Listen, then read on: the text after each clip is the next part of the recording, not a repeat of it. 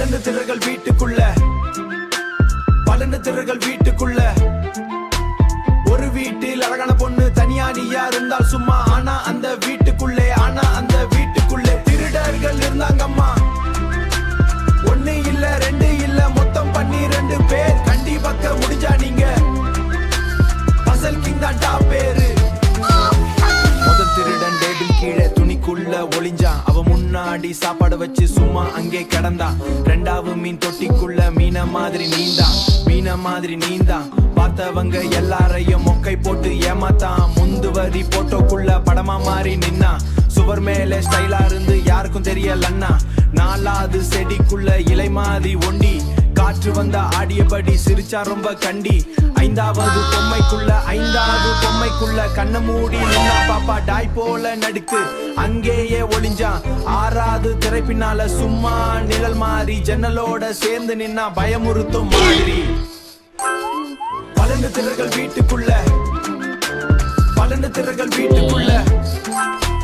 கண்டி பக்க முடிஞ்சா நீங்க பசல் கிங் தான் டாப் பேரு, பசல் கிங் தான் டாப் பேரு. ஏழாவது குப்பை தொட்டியில உள்ளே போய் உட்கார்ந்தான். யாரும் என்ன கண்டுக்க மாட்டாங்கன்னு நினைச்சு சிரிச்சான். எட்டாவது மர ரெக்குக்குள்ள மீன் தொட்டி கீழ் மறைந்தான்.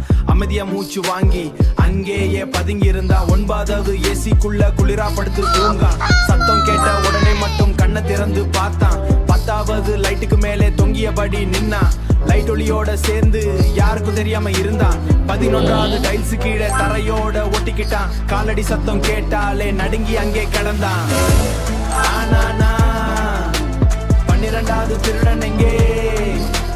இதுவரைக்கும் யாருக்கும் திருடங்க, இதுவரைக்கும் யாருக்கும் தெரியலே. உன்னால கண்டுப முடிஞ்சா கமெண்ட்ல சொல்லு பார்ப்போம். முடியலன்னா பின் பண்ணிட்டு நெக்ஸ்ட் லெவல் போய் சேர்ப்போம். பலந்து திருகள் வீட்டுக்குள்ள, யாரு அந்த கடைசி வில்லன்?